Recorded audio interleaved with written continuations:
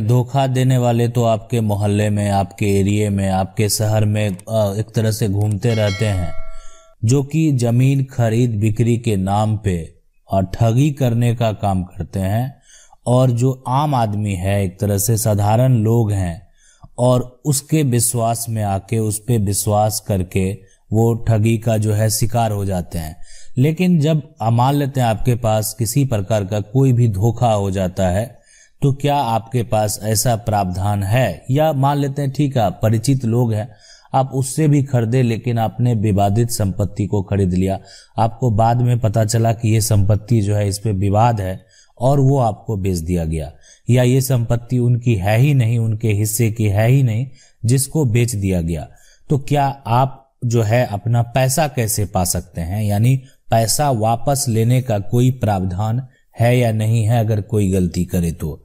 कि ऐसा है कि मान लेते हैं गलत, अगर फर्जी रजिस्ट्री ही हो गया, गलत संपत्ति है, ये इस व्यक्ति की संपत्ति नहीं है और ये इसको बेच देता है, तो एक तरह से ठीक है बिक्री हो गया। हो सकता है कि इनके परिवार के लोगों की ये संपत्ति होगी, वंशज के हिसाब से इन्होंने संपत्ति को तो बेच दिया, लेकिन ये हिस्सा किसी और का है, ठीक है, इस पे विवाद चल रहा है। इस केस में अगर आप ये संपत्ति को खरीद लिए तो क्या आपके पास कोई ऑप्शन है, रास्ता है? वही रास्ता आपको दिखाने का प्रयास कर रहे हैं कि उस रास्ता को देखिए और समझिए कि आपके पास क्या रास्ता है। अगर आपके साथ ऐसा होता है तो कोई आपके लिए नियम बना है या नहीं बना है। देखिए, जब संपत्ति का बिक्री होता है तो उसमें बिक्री के केस में आपको दो लोग देखने को मिलेंगे, एक होता है बेचने वाला, दूसरा होता है खरीदार। अब यहाँ बीच में कोई मीडिएटर हो सकता है, बीच में कोई ऐसा व्यक्ति हो सकता है जो आपस में आपकी डील करा दे। आपने संपत्ति के कागजात को वेरीफाई कर लिया, अब ये व्यक्ति जो है, ठीक है, ये व्यक्ति के पिता के नाम पे ये संपत्ति दर्ज है और इस व्यक्ति के द्वारा ये संपत्ति पूरा बेच दिया गया। यानी पिता, और इस पिता के दो बेटे हैं, एक बेटे जो है यहाँ नहीं रहते हैं, बाहर रहते हैं, यानी दो बेटे हैं, और ये संपत्ति एक बेटे के द्वारा जो है यहाँ पे पूरा बेच दिया जाता है। तो क्या आप ही समझें इस बात को कि अगर ये संपत्ति पिता के नाम से है तो क्या एक बेटे के द्वारा ये संपत्ति पूरा बेचा जा सकता है? हाँ, बिल्कुल बेचा जा सकता है, लेकिन अगर एक बेटा बेच रहा हो और दूसरा बेटा उसमें उस बात को सपोर्ट कर रहा हो कि ये इन्हीं का हिस्सा है, अगर इस संपत्ति को इस बेटे के द्वारा इस कागजात पे दस्तखत किया जा रहा है, जो कागजात आप देख रहे हैं, जो आपका स्टाम्प ड्यूटी हो सकता है कि आपका 5000 का हो या अलग हो, ठीक है, तो ये कागजात पे जो बेचने वाला है, एक तरह से विक्रेता है, वो उसका जो यहाँ पे दस्तखत जो अगर यहाँ पे देखें अगर होगा तो एक बेटे के द्वारा इस बात का सपोर्ट अगर किया जाता है कि ठीक है, जो बेच रहा है, जो इनके भाई उस संपत्ति को बेच रहे हैं, उनसे उनको किसी प्रकार की कोई आपत्ति नहीं है, तो कोई दिक्कत नहीं होगा। लेकिन अगर ऐसा नहीं होता है, यानी आप अगर एक पिता के दो बेटे हैं और एक बेटा पूरी संपत्ति को बेच दे, ठीक है, तो उस केस में बिक्री तो हो जाएगी, है ना। अगर एक बेटा है पिता के नाम के हिसाब से, ठीक है, पिता का नाम है, तो ये बेटा संपत्ति बेच देता है। लेकिन इस बेटे के द्वारा कभी भी भविष्य में अगर एक तरह से इनको आपत्ति हो गया इस बात से कि वो गलत तरीके से उन्होंने बेचा, उसमें मेरा भी हिस्सा होना चाहिए, इस प्लॉट का आधा हिस्सा, तो वो 50% रजिस्ट्री कैंसिल करा सकते हैं। अब आप सोचेंगे 50% कैसे रजिस्ट्री कैंसिल होगा, तो हम आपको बता देना चाहते हैं कि स्पेसिफिक रिलीफ एक्ट का जो है सेक्शन 32, तो रिलीफ एक्ट का जो सेक्शन 32 है उसमें कहा गया है कि पार्ट बाय पार्ट डीड को कैंसिल किया जा सकता है। मान लीजिए कि एक भाई अगर आपत्ति दर्ज कराता है, उसको उस बिक्री से जो है आपत्ति है, तो आपकी यानी जमीन खरीदने वाला का पूरा डीड कैंसिल नहीं होगा, ठीक है। यानी विक्रेता का अगर भाई है, इसका एक भाई भी है, और ये भाई जो है आप समझ सकते हैं ये चला गया भविष्य में कोर्ट और कोर्ट में आपत्ति दर्ज करा दिया कि ये 50% जो है डीड कैंसिल हो जाए, तो वो 50% डीड आसानी से कैंसिल हो जाएगा। ठीक है, यानी ये जो डीड आप देख रहे हैं ना, ये एकदम इजीली कैंसिल हो जाएगा। और ये कैंसिल अगर होता है तो खरीदने वाला व्यक्ति के साथ क्या होगा? अन्याय होगा। यानी जो संपत्ति खरीदा है, ठीक है, उन्होंने पैसे लगाए, संपत्ति खरीदा, घर बनाया, लेकिन उसके साथ कानून में अगर देखा जाए तो एक तरह से अन्याय होगा।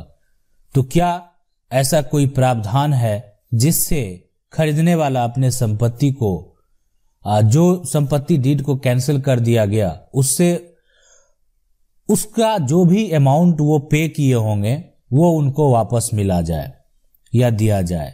ऐसा प्रावधान भी आपके कानून में है।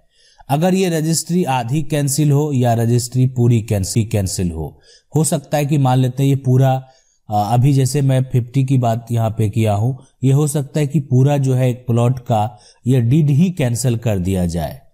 तो उस केस में जो एक तरह से यहाँ पे खरीदने वाला व्यक्ति है उसको तो भारी नुकसान हो गया, उसके साथ तो काफी बड़ा अन्याय हो गया। ठीक है, आपका विवाद था, आपने फर्जीवाड़ा किया, या मान लेते हैं आपने किसी दूसरे की संपत्ति बेच दी, तो इस खरीदने वाले के पास क्या कानून है? तो खरीदने वाले के पास यहाँ पे कानून है कि इस खरीदने वाले के द्वारा कोर्ट में जो है यानी केस फाइल किया जाएगा, याचिका दायर किया जाएगा, और वहां पे जो है सबसे पहले जो भी मामला है उस बात को स्पष्ट वहां पे किया जाएगा। स्पष्ट होने के बाद जो आपका विवाद है, कि आपका विवाद या तो मान लेते हैं 50% जो आपकी जमीन का रजिस्ट्री कैंसिल हुआ, तो आप किस पे करेंगे? आप केस किस पे फाइल करेंगे? जिससे आपने जमीन खरीदा है। आप खरीदार है और जो बेचने वाला है, जिससे आपने खरीदा है, वो बेचने वाला है। उस बेचने वाले पे आपको इस पे केस फाइल करेंगे, है ना? और इस व्यक्ति पे केस फाइल करके आप अपनी जो आपने रजिस्ट्री की है उसका पैसा वापस लेने का जो है यहाँ पे आपके द्वारा केस फाइल किया जाएगा। तो ये प्रक्रिया आपको फॉलो करना होता है। ठीक है, अब इसमें क्या कानून है? देखिए, स्पेसिफिक रिलीफ एक्ट जो है उसका सेक्शन 33 यही कहता है ना, कि 33 में खरीदने वाले को जो है पैसा वापस का आदेश दिया जाएगा। अगर वो मान लेते हैं, देखिए अब यहाँ पे केस आपके साथ विवाद हो गया, कोई घटना घट गया, आपके साथ धोखा हो गया, अब जो है आपको धोखा दिया कोई, मान लेते हैं 2000 ईस्वी में, है ना, और आप केस फाइल करेंगे 2025 में, 25 साल बाद, तो ये कहाँ का एक तरह से क्या ये सही तरीका है? बिल्कुल सही तरीका नहीं है। आप कम से कम आपका प्रयास रहना चाहिए। देखिए, आगे हो सकता है आपका केस खारिज ही हो जाए। ठीक है, अगर आपका मामला कुछ अलग होगा, मामला कुछ पेचीदा होगा, तो हो सकता है कि आपका केस को एक्सेप्ट कर लिया जाए, लेकिन इस तरह के केस को खारिज ही कर दिया जाता है। अब उसके अलावा अगर यहाँ पे देखा जाए, सबसे पहले तो कि आपने जो यहाँ पे जो केस फाइल किया और आपको जो पैसा वापस मिलेगा, उस बीच का जो टाइम पीरियड, आपका जो केस फाइल करने का जो टाइम पीरियड होगा वो 3 साल आप समझ लें। 3 साल के अंदर आप जरूर केस फाइल करें। विलंब क्यों करना? अगर आपको कोई मान लेते प्रॉपर्टी खरीद लिए, पैसा दे दिए, और वो क्या कहते हैं आपको रजिस्ट्री नहीं कर रहा है, बहुत तरह का प्रावधान है, तो आप ज्यादा लंबा समय क्यों जाना? आपका एग्रीमेंट है, एग्रीमेंट के हिसाब से कोई रजिस्ट्री नहीं कर रहा है, तो इसका मतलब क्या है? मकसद क्या हो सकता है? हो सकता है कि फ्यूचर में धोखा दे। विलंब क्यों करना? न्यायालय है, आप सहारा लेके देखिए, है ना। वो एक तरह से विलंब हो लेकिन न्याय जरूर होता है, इस बात को, ठीक है। बहुत सारे केस मान लेते हैं पेंडिंग हैं और थोड़ा समय लगता है अगर केस पेचीदा हो और केस अगर उलझता जाता है तो, लेकिन आप अगर एक्टिव रहेंगे और आप हर एक तरह से जो भी आपका डेट आता है उस डेट पे आप एक तरह से वेरीफाई करेंगे कि आपके साथ आज क्या हुआ, आखिर लेट आपका क्यों हो रहा है। बहुत तरह की चीजें हैं उसमें, दोनों पक्ष का लेट होने का भी जो कारण होता है, तो दोनों पक्ष का काफी बड़ा योगदान होता है। तो इसीलिए आप इस तरह के केस अगर होगा तो आप इसको चाहेंगे तो जल्दी से निपटारा करवा सकते हैं, और आपके साथ अगर धोखा हुआ तो अपना पैसा वापस पा सकते हैं, डीड को कैंसिल करा सकते हैं, बहुत तरह का प्रावधान है, यानी विक्रेता जो है वो भी कोर्ट जा सकता है, खरीदार जो है वो भी अपना पैसा वापस पाने के लिए कोर्ट जा सकता है। आशा करता है वीडियो अच्छा लगा होगा। वीडियो अच्छा लगा वीडियो को लाइक जरूर कर दें। चैनल को पहली बार देख रहे हैं सब्सक्राइब करके जो बेल आइकन है उसको जरूर दबा लें। मिलते हैं अगले वीडियो में, तब तक के लिए जय हिंद।